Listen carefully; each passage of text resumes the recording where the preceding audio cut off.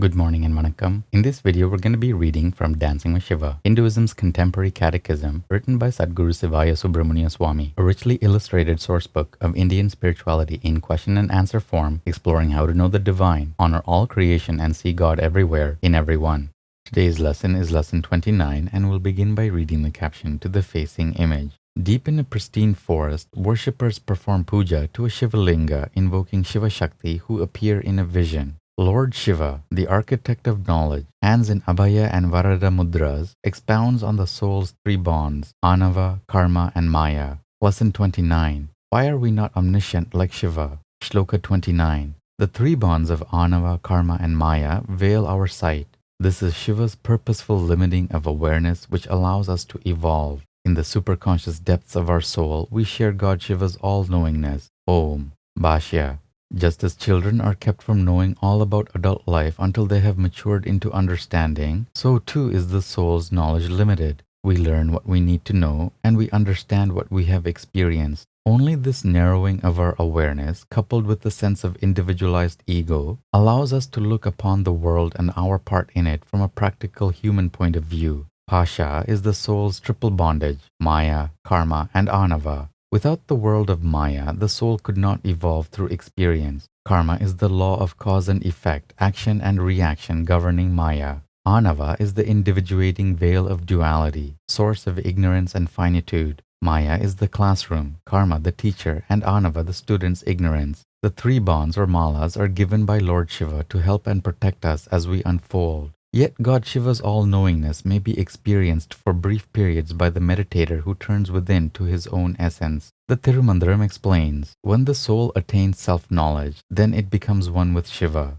The malas perish, birth's cycle ends, and the lustrous light of wisdom dawns. Om Namah Shivaya.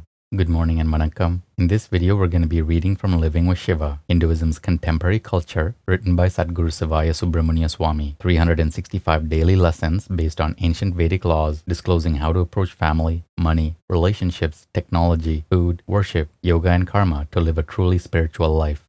Today's lesson is lesson 184, and the topic is the sad truth of hurtfulness. I have been asked, should parents never spank a child? Of course, one should never spank children, ever.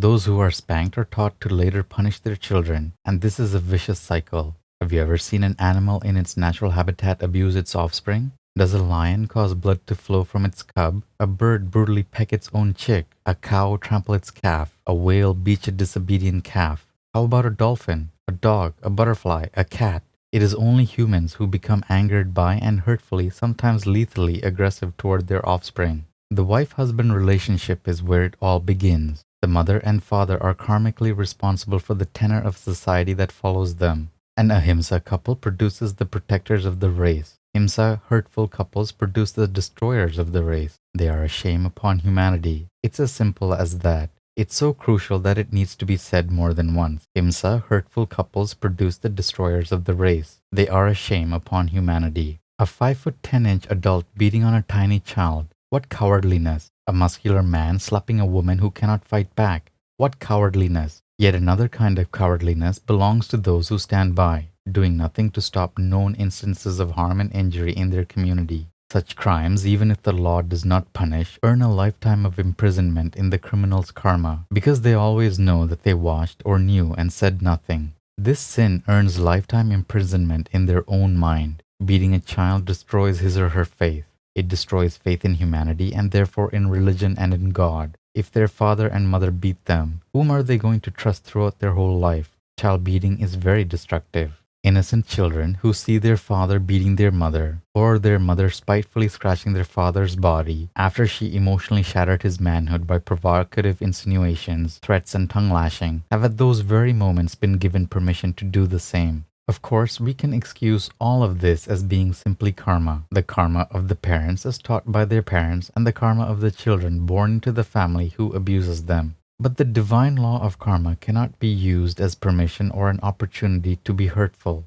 Simply speaking, if hurtfulness has been done to you, this does not give you permission to perform the same act upon another. It is dharma that controls karma. It is not the other way around. In Hinduism, the parents are to be the spiritual leaders of their children, not the mental, emotional, and physical abusers of their children. Those sensitive children who see their mother and father working out their differences in mature discussion or in the shrine room through prayer and meditation are at that moment given permission to do the same in their own life when they are older. They become the elite of society, the pillars of strength to the community during times of stress and hardship.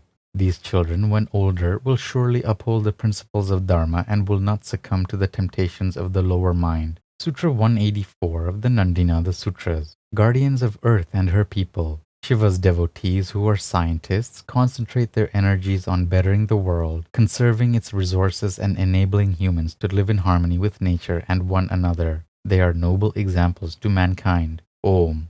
Good morning and vanakkam. In this video, we'll be reading from Merging with Shiva, Hinduism's contemporary metaphysics, written by Sadguru Sivaya Subramania Swami. 365 enlightenment lessons from a mystical master, revealing the depths of Raja Yoga, the clear white light, the states of mind, and the ultimate spiritual destiny of every seeker.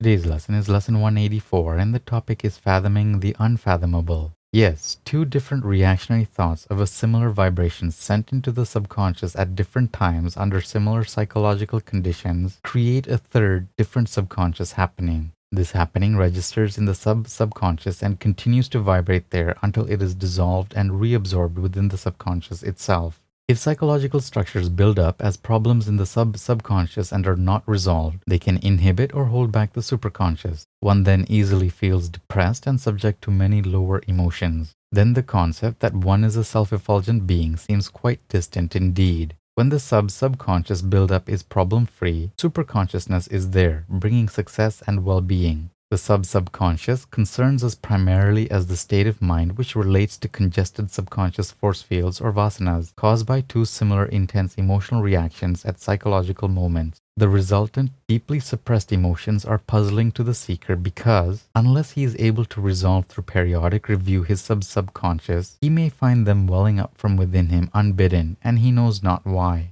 The subconscious influences us when we are encountering an experience similar to one that caused one of the two component reactions. This releases highly unexpected emotional responses, inobvious reactions, and new behavioral patterns, some positive, some negative. The hybrid formation continues to react within the subconscious mind until resolved. Once understood, the mystery is gone. The vasana loses its emotional power. To a very great extent, it is the subconscious that harbors our subliminal aspirations, self-esteem, impulses toward success, neuroses, and overall psychological behavior. An example of this state of mind is as follows. A young man goes to an office party and accidentally spills coffee on his suit. Being a gentle, shy man, he becomes embarrassed and emotionally upset when everyone turns to look at him. Many months later, he attends his sister's wedding. In her excitement at the reception, she accidentally spills tea on her beautiful new sari. She is naturally embarrassed, but it is a psychological moment for him, intensified by his attachment to his sister, and he becomes more embarrassed for her than she is for herself.